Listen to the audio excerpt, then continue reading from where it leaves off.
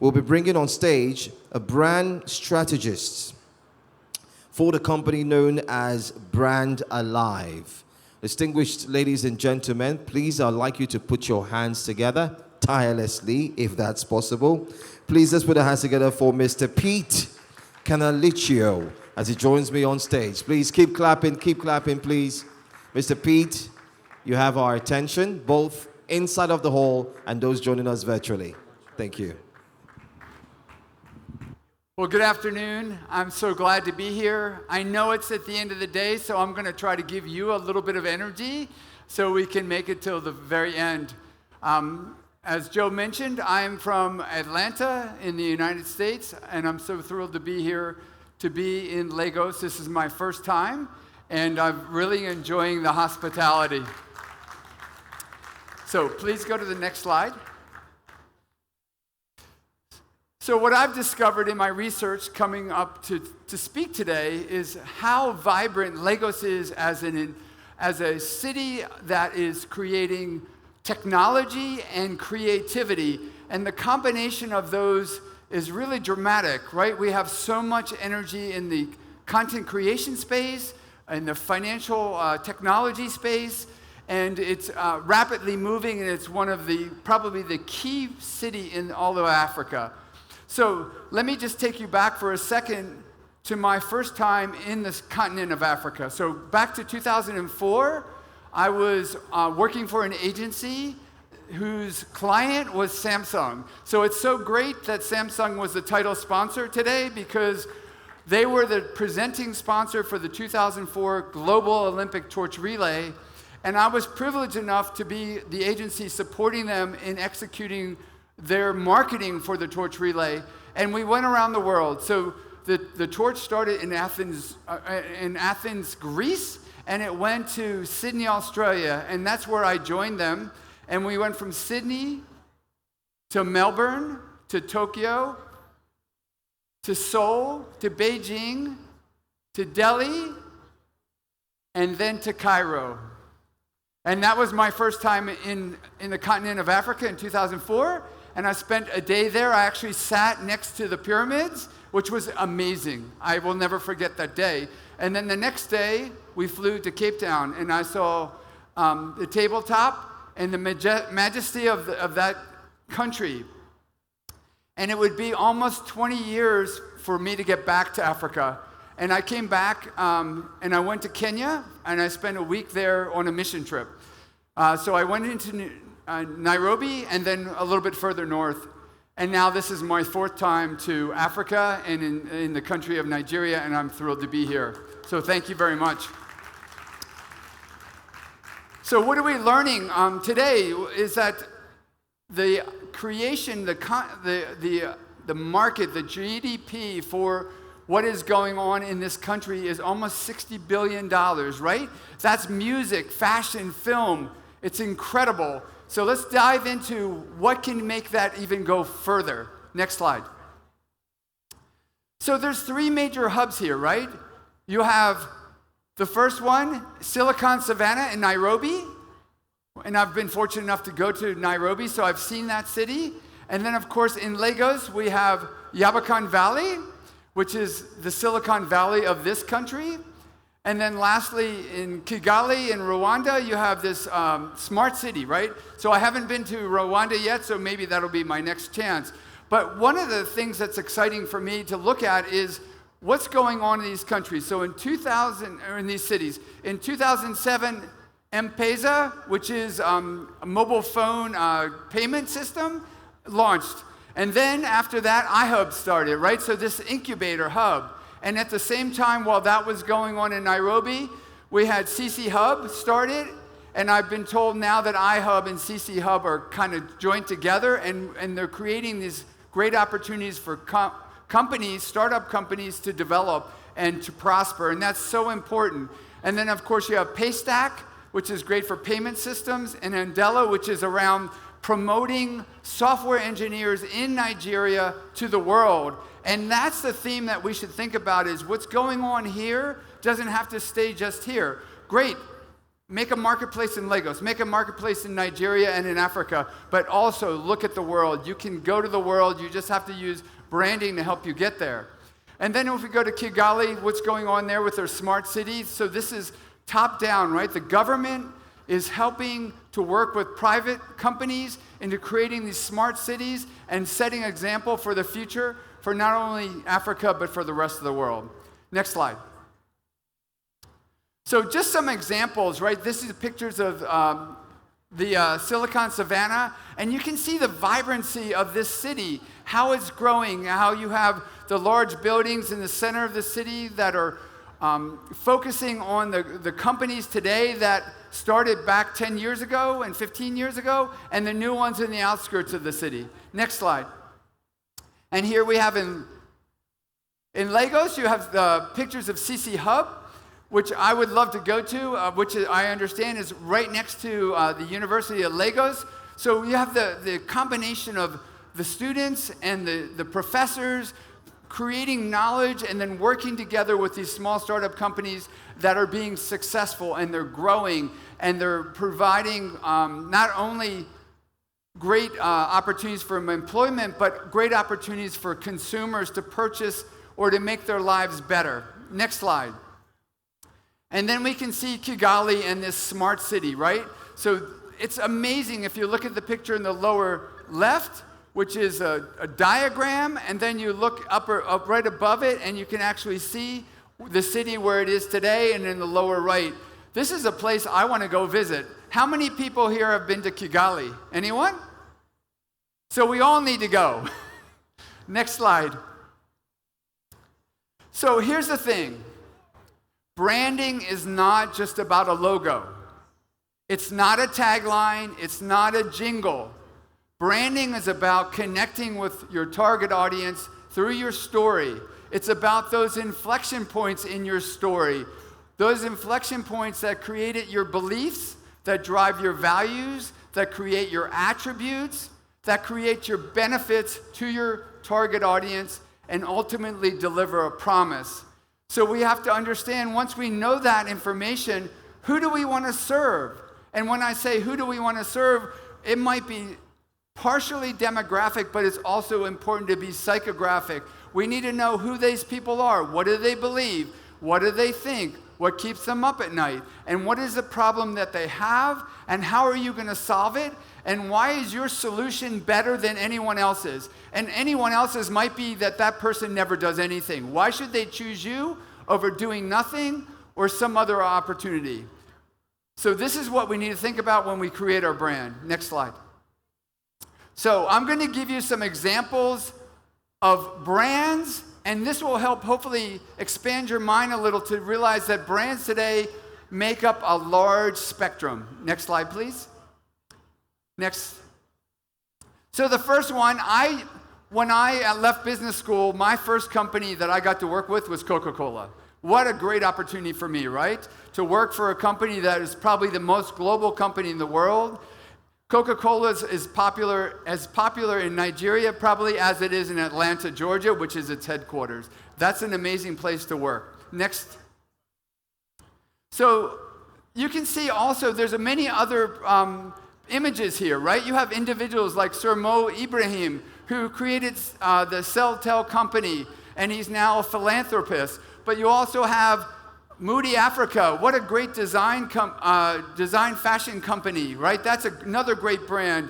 Of course, you have Nike, which is a brand that's based in the US, but is now a global brand. And we're going to talk about Nike a little bit later. You've got Burna Boy, who is an incredible artist from this area, from Nigeria, who's making his sound heard around the world. Dr. Ngozi Okonjo-Iweala, who is the, and I apologize for the pronunciation, but the head of the World Trade Organization, a phenomenal brand in and of herself. And then, of course, you have Al Ahly, which is probably the most successful soccer team in all of Africa. And then finally, you have Mickey Mouse, right? About to turn 100 years old in the year 2028. Next slide. So now that we have an idea that brands can be anything from individuals to companies to platforms like even Star Wars, let me give you some thoughts about how to think about a brand. Next, please. So the first thing is we build a relationship. And I wanted to give an example with Rich Meal, which I understand is a brand that's here in Nigeria that makes everything from cereals that you learn to, that you grow up eating when you're a small child, to pasta and bread and drinks. And so you build a relationship with a brand over time. We build relationships with brands just like we build relationships with people. We start with one connection, and then we add to that as we build a preference for that particular brand. Next slide. Okay, sorry, go back, please. So after you build the relationship, you start building trust. And I love this brand, right? It's OPay, right? OPay is about money exchange. If you didn't trust this brand, would you be sending or receiving money on that platform? No way, right? So we build a relationship, and then we build trust. I know if I go to OPay and I need to send money or receive money, that platform is going to work. I trust that platform. That means something to me. It's really important. And then after that, we add certainty. So I saw that Emzor, which is a brand of paracetamol, is for adults and for children for pain relief, right? So I'm going to give you an example. You are taking care of your niece. She's 4 years old. Your sister goes out. She says, take care of her. She's feeling a little bit achy, but she should be okay. But if she isn't, you can give her some Emzor. So your sister goes out. About an hour later, your niece says, I'm not feeling well. Okay, I better go get some Emzor and give it to her and help her to feel better. You open the bottle, and it's empty. So your spouse, your significant other, your sibling is there. You say, okay, I'm going to stay with our niece. You go to the store, and you buy some Emzor. So he gets in his car, and he drives, and he gets to the pharmacy, and he goes there, and he goes, I don't see any Emzor. Can I buy this generic version? What are you going to tell him? No way. Not with your niece, right? Get in the car, go to the next pharmacy. Go get me some Emzor, because we are not going to put anything other than the brand we trust in our niece to make sure she feels better, right? That's a certainty that brands provide. And when they provide a relationship, when you build trust with them, when you know there's certainty around that reduce risk. And when you reduce risk, if you go back once more time, you're willing to pay a premium. Now, I love Samsung, and the previous speaker, she did an amazing job, and I look at that technology, and I'm like, dang, that is really good. But I am personally an owner of Apple. Anyone else here own an Apple device? Okay, a lot of us, right?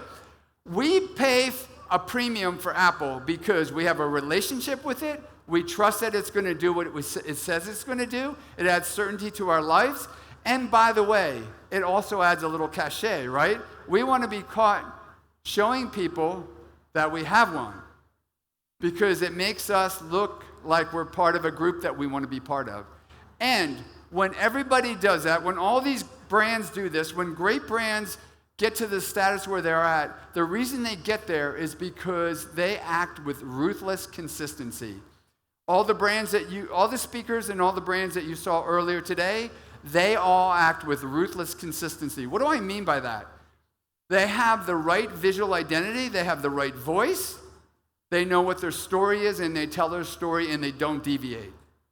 Because everything communicates. And if you start to deviate from what you told your target audience you're going to do, what are you going to do? You're going to confuse them. And we've seen brands confuse their audiences, and they make them upset, and then bad things happen. And the only way to solve that bad thing, if you're a brand, is to say, I'm sorry. I made a mistake. Please forgive me. I'm going to get it right. I won't do that again. And when that happens, usually if we have a close relationship with that brand, we say, okay, no problem. Don't screw up again. Go fix it. But when they don't do that, what happens? We stop buying them.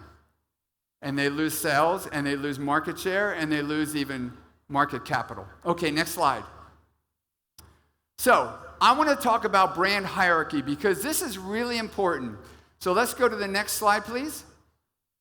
We start with awareness. Just click once. Okay, my point here is if no one has ever heard of you, you don't exist. I'll repeat that. You might think you have a brand, but if no one has ever heard of you, in their mind, you don't exist. So I put up the Bitcoin logo here because I know in the US, it's a pretty big brand, and I also understand in Nigeria, it's a pretty big brand because cryptocurrency is an important way to conduct commerce, especially in countries where maybe the currency of the local country is a little bit unstable. With this, you know that a transaction is going to be finished and fine, and it's not going to change. So we build awareness. That's the first thing. The next thing is we build trial. So I put up here this brand called FitFam. And does anyone here participate in FitFam? Okay, you all need to go exercise. I'm teasing. But FitFam is apparently an exercise brand in Nigeria, and it's all about community. They're trying to get you in. So maybe they're not doing a very good job. Maybe, has anyone even heard of FitFam? Okay, someone. But they need to build their awareness. I had them at trial. The trial part is, hey, come test us out. Come test us out because we believe if you test us out, you're going to like us. And then you're going to want to come back. And so they need to do a better job building their awareness and getting you out there. But if you try them, my guess is, from what I've read, you are going to enjoy that. So I suggest that you check out FitFam if you want to build on your exercise because you get to build with a community of people in your neighborhood all doing the same thing for a reason. After we get through trial, then we build preference. Now, I went to a Mega Chicken last night. Has anyone here eaten at Mega Chicken? Okay, a few of us. Has anyone here eaten at Chicken Republic? Okay, more people. Well, I need to go check out Chicken Republic because my Mega Chicken was okay, but I think maybe Chicken Republic is better. At least that's what my research told me. So after you build awareness and trial, you start building preference. And so that's like, hey, I like this brand. I'll go back and check it out again if I have time. And after preference comes loyalty. So I put up the Spotify brand. I think Spotify is popular here. Do you agree? Has anyone here heard of Spotify? Of course. Okay. So I want to tell you a quick story. I was in a car with my daughter. She's going on a trip around the country, United States, a big trip. And I said, hey, can I join you for a small part of it? Because I want to spend time with you. And she said, okay, Dad, come on. You drive. You can go the first week. And so I was driving. She had been driving earlier, and she had her Spotify account on, playing her music. Now I'm driving. I connect my phone, and we put on the Spotify app, and we hear a song, and it's all going well until a commercial comes on, and she looks at me. She's like, Dad, why don't you have the paid version? I'm like, I'm sorry, I don't use Spotify very much. He goes, Dad, you need to buy the subscription. I don't want to hear any more commercials. Look, give me the phone. She put her phone back in and we listened to her music. Because she has a loyalty. She's going to use, loyalty is you're going to use that brand every time you can unless it's not available. The next level is insistence. Insistence says, I'm only going to consume this product. So I put Coca-Cola because I worked for Coca-Cola. I'm brand insistent. If I go to a restaurant and I order a Coca-Cola and all they have to offer is Pepsi, what am I going to tell them? No way. No way. Give me some water, give me a beer, but I am not drinking any Pepsi. That's brand insistence. And the next level is advocacy. So I put a brand here of a Nigerian automobile, Innoson. Has anyone here owned an Innoson? Oh, that's awesome. I love that this is a manufactured car in Nigeria built for Africa. And that probably gives you, if I'm guessing, a lot of personal pride that you have a company in this country that makes automobiles and SUVs that are made and designed for this country, for the people that live here. And when you have the advocacy level, what happens is you tell other people, I love my Innocence so much, you should go buy one.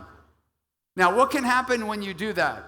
Well, if you tell them to do something about a brand and they don't like it, that's going to reflect poorly on you. But you're so confident in this particular brand, you know they're going to enjoy it and they're going to actually admire you more because you're willing to advocate for it. Now, the final level of this is what I call ownability. And ownability says, this is my brand. You might think you own it, but you're actually just a steward of the brand. It's my brand. And so I put on here Star Lager, which is a Nigerian brewery brand. And I'm told that this is a brand of beer in this country that people love. Does anyone here drink Star Lager? A few, not too many. Well, after doing my research, I want to try it because I'm a beer drinker. I enjoy beer. And I want to know if, in fact, it's as big as it says it is. But ownability says it's my brand. You get to steward it, but don't screw up. So we want our brand lovers to be at the loyalty, insistence, advocacy, and ownability level. Those are the people that are going to come back time and time again to consume our brand. They're our biggest fans, and they're the ones that help grow our company. Next slide, please. So I wanted to give a little bit of a small, short comparison. Nollywood to K-pop. And the reason I want to do that is because I want to look at what is one group doing versus the other. And what I put down here at the bottom of the slide is this idea, a house of brands versus a branded house. And if you don't know what that means, I'm going to explain it in a second. But what we know about Nollywood is it's the second largest industry of film production in the world. Second to Bollywood, by the way. It's bigger than Hollywood.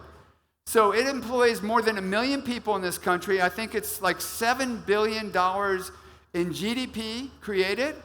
And obviously there's thousands of people making films. What a creative country you have, right? What a group of amazing people telling their stories. And then we talked about storytelling earlier, right? Yeah, let's clap for that. This is amazing. So, but it's difficult, right? Because every group that's making a film is kind of like its own little island. And what we see from the work that's being done in Korea with K-pop is somebody has figured out how to coordinate all of the different bands so that they reinforce each other and bring each other up. Instead of competing with each other, they're creating a bigger environment. And so what I mean by a house of brands versus a branded house is, in the United States, there is a company called Procter & Gamble. Has anyone heard of Procter & Gamble? Okay, a couple of you. Right, Procter & Gamble has a bunch of really big brands like Tide and Pampers. You may not have them in this country, but what they are different products, and each one of them is a brand of itself, $1 billion or larger. But you can imagine if they have to build themselves up, it's very hard to do from a very small beginning, and it takes a very big company to provide the investment in order for that to happen. Well, Nollywood is a little bit like that, except instead of having the big company coordinating that, the organization is not there yet. So I think there could be a major growth in this area, not from more films, because you're already making an amazing number, but getting more people to see your films, and getting more people to see your films outside of Nigeria, outside of Africa, and into Europe, into Asia, and the United States, and getting the recognition you deserve for the great quality you're making. So just quickly, looking at K-pop, they have all this coordination, right, of all these bands. They all go through this training. They all know how to synchronize together. They have individual music, but they all have this big theme. And one of the things down here that's important to recognize is they do a really good job of, you heard this word earlier, IP, or it's actually 2 words, intellectual property protection. That says, hey, this is my film. No one else can take it. You can't use it without my permission. And if you want to use it with my permission, you have to pay me a royalty. What's a royalty? A fee for the use of my film. Now, unfortunately, there's a lot of piracy going on, which means that people are taking your intellectual property and using it without paying you. Whereas with the K-pop group, they have a lot of discipline, probably a lot of attorneys helping them, and they're protecting their intellectual property. So when they sell merchandise, it's authentic, which is really important because you want to make sure that the fan that gets the merchandise is actually getting your merchandise, because A, you want to sell your merchandise and you want to be paid for it, and B, if they get some knockoff, it's going to be low quality probably, and that's going to be a bad representation of your brand. Okay, let's go to the next slide. Hopefully this helps put it in perspective. So there are 3 areas here that can help with these issues around piracy. So the first one is blockchain, if you'll just click the slide once.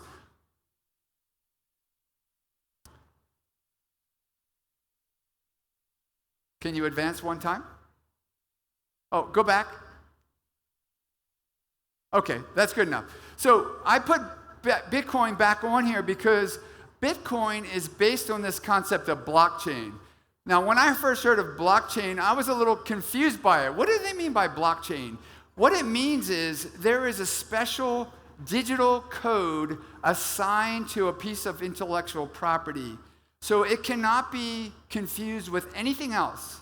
And so when blockchain is used, that particular item, that particular piece of intellectual property cannot be pirated, cannot be knocked off. So if you have blockchain on your film, then if somebody tries, or on a piece of merchandise created for the film, somebody tries to create something else, there's a scanner at the point of sale that says, this is a fake. And that person who scans it can call a number and report the person that's selling the piece of fake merchandise. So blockchain is the first thing. The second piece, which we've heard a lot about today, is around artificial intelligence, which is huge, right? Artificial intelligence is everywhere doing everything. I want to elaborate on that since we had such a great job earlier. And then the third piece is around this idea of augmented reality, virtual reality, and the metaverse. Well, earlier you heard me talk about brand story, right?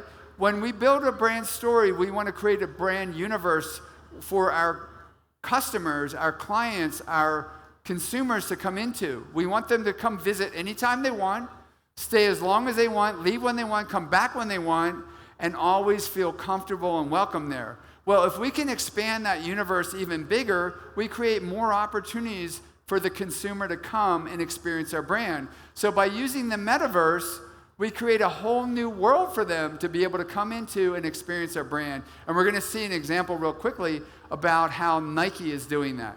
Next slide, please. Okay, so this is good. You can go to the next slide. So Nike created this platform called .swoosh. And it's this idea of using Web3. Web3 is, hey, anybody can come onto this web and be a contributor. You can actually create the world that is being presented to you. So they wanted to create a world where Gen Zs and those who loved the idea of getting involved would be able to engage with the Nike brand. And even to the point where they would be able to design some of the digital shoes that were on there and other digital merchandise branded Nike. So what a cool place to be, right? You can come in there, you can create these digital items, you can work with the Nike brand, and if you do well enough, you can compete.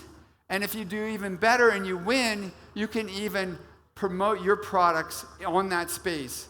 And so at the same time, Nike is talking to that audience, which is primarily Gen Zers, but it could be anybody, right? It could even be folks like me who love this space and love the Nike brand. By the way, I'm listening to the book called Shoe Dog, which is written by Phil Knight, who is the founder of Nike. What an amazing story about a guy who, this should inspire all of you who want to be or are already startups. He worked in his company for more than 12 years without ever paying himself. He believed in it so much, he just kept funneling money back into it, trying to grow it from a tiny little brand that was competing with Adidas, who was the giant, and other brands like Puma, and then eventually to the brand it is today, which is a mega brand. So this idea of creating this world, and then what they first did was they dropped their first digital shoe, which is called the Air Force One, and it sold for $19.82. And that price represented the year 1982 when Nike came out with the Air Force One. So they tied the history of the brand. This was a big moment in Nike's history back in 1982 when they created the Air Force One, which was an extremely popular shoe, and now they're creating digital versions called Air Force. So all that happened, and what were the results? Well, I'll just take a peek, right? 330,000 registers in the first 6 months. 97,000 digital sneakers sold. Now, this is intellectual property. This is something in the kind of the megaverse, right? And they made millions of dollars. If you take 1982, which is about $20, and you multiply it by almost 100,000, that's $2 million. And why does it matter? Because it allowed young people who are mobile-oriented and very comfortable in the digital setting to engage with the brand, so they have a whole new audience that they're able to talk to. And then eventually, what kind of branded shoe do you think those people are going to buy when they can afford to buy them? Nike, exactly. My friend, I wrote a book a couple of years ago called Expand, Grow, Thrive, and I interviewed this friend of mine who was a mentor of mine at the Coca-Cola company. And one of the things he said to me that, well, I'll never forget, he said, it's hard to buy a Pepsi when you're wearing a Coca-Cola t-shirt. Think about that. It's hard to buy a Puma, anything, any other brand when you're wearing Nike shoes. Okay, next slide, please. So why does this matter for Africa? The reason it matters is because, as we said earlier, this place especially, Lagos, Nigeria, is full of content creators. You're making movies, you're making music, you're innovative, you're taking this financial technology world and you're creating ways of helping people exchange money, and you're doing it in a very smart fashion. So if you can tap into this Web3 idea, this concept, and make it your own, amazing things are going to happen. You just have to believe in yourself, develop your brand, and tell your story. So next slide. So we're getting toward the end, but I want to kind of emphasize a couple of things here. The first one is this idea that the branding is the connective tissue between technology, media, and creativity, right? We need technology. Technology is important. Technology amplifies what we're telling. Media helps us communicate our story. This is a media platform today. We're getting this out in this room, but also on the internet. And believe me, after I leave and go back to the United States, I'm going to share what I did here and what I learned here on my own social media. And I want to tell the world what's going on in Lagos. And the last thing is around creativity. Yes, let's clap to that. This is a really amazing thing what you guys are doing. You are extremely creative. The glue, the tissue between all of those is branding. And that's the key piece, right? You want to create that world where the relationship you have with your customers and you, the trust they build in you, the certainty you provide them, they gladly pay a premium to have the chance to work with you. Now, the next piece of this is got to do with the idea the future is hybrid. This idea says, okay, you're great at developing stories for movies, or you're great at developing music, but you have to be willing and able to do a little bit more. Create a platform where you can tell your story, you can share your movies, you can play your music. So kind of build these things together. I want to tell you, while my platform is around helping people develop their brands, a few years ago I found two co-founders, and we're using artificial intelligence today to allow what I do to get onto the internet so that people can engage with an avatar of me to help me reach more people, to maximize the availability to people around the world, and to massively reduce the cost so that more people can afford to do it. And when they interact with my avatar, I've been told, we've tested this many times, that people not only get the results that they got from me directly, they feel like they're actually talking to me. And that's a pretty cool thing to do. So we have to figure out how to be hybrids, to change what we're doing beyond our subject area expertise. And in my case, I found people that wanted to work with me who were smart, experienced in those areas to help me tell my story. The final piece is we have to build these platforms. And what I mean by that is the comparison of Nollywood to K-pop, right? Nollywood has amazing things going on, but they could benefit from a little bit of what K-pop is doing for their music.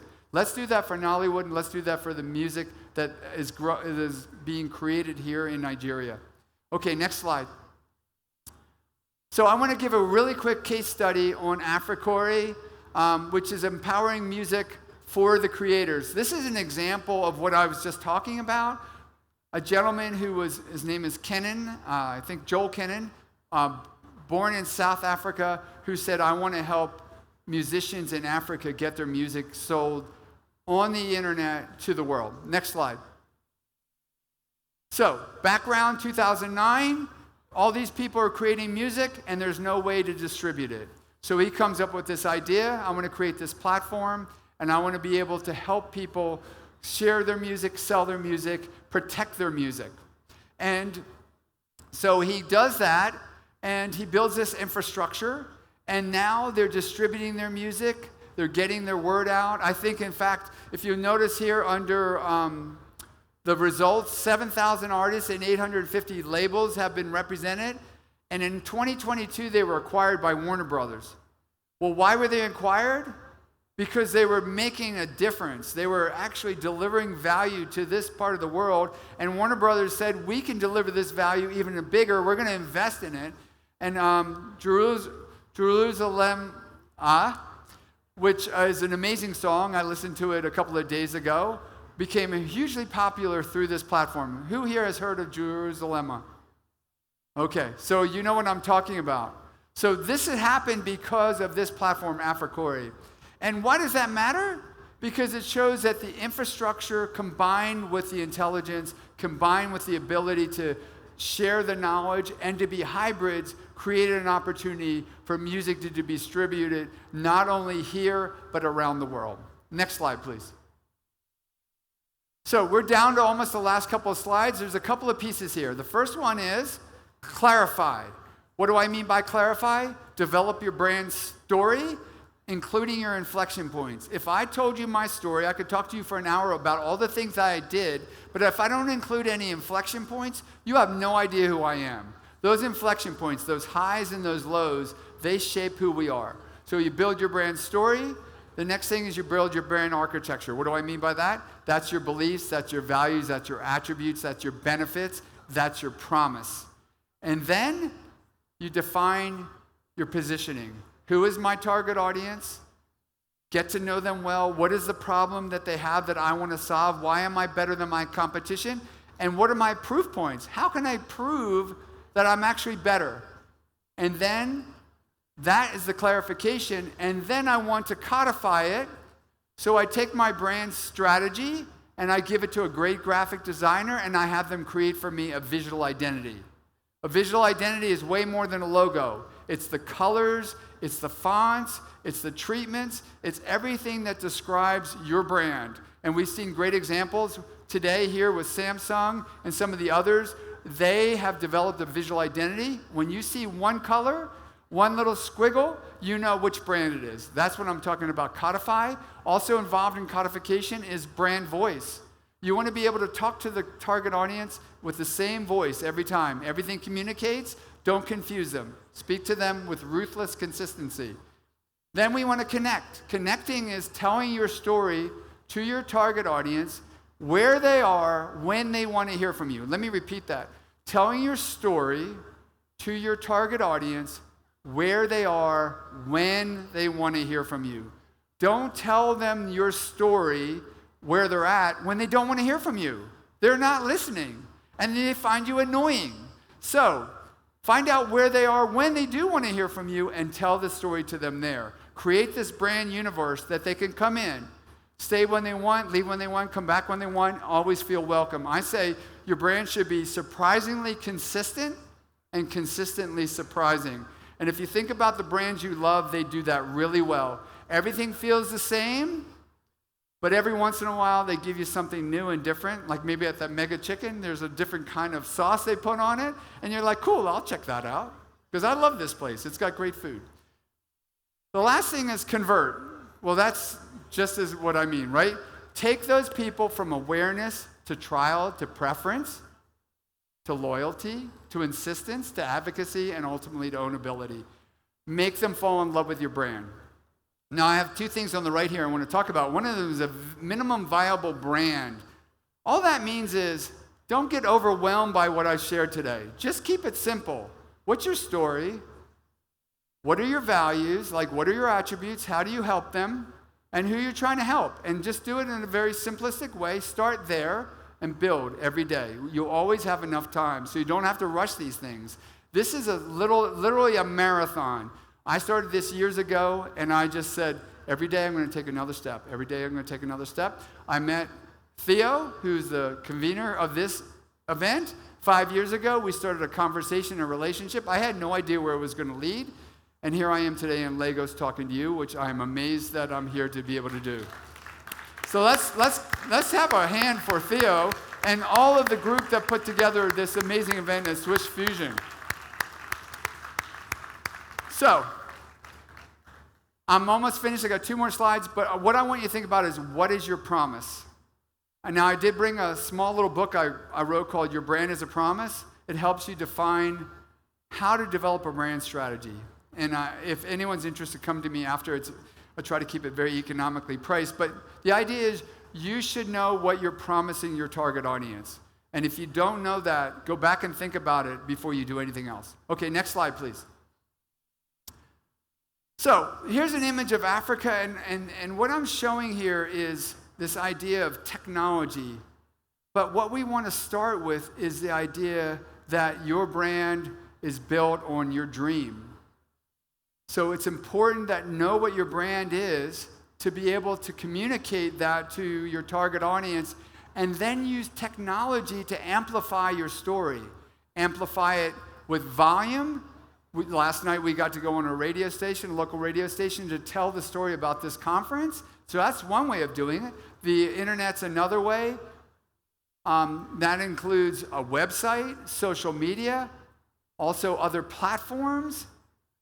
And so it's important, the combination of these things, to be able to communicate who you are, what you're offering, and tell the world. Don't limit yourself to a small local audience that you can walk to.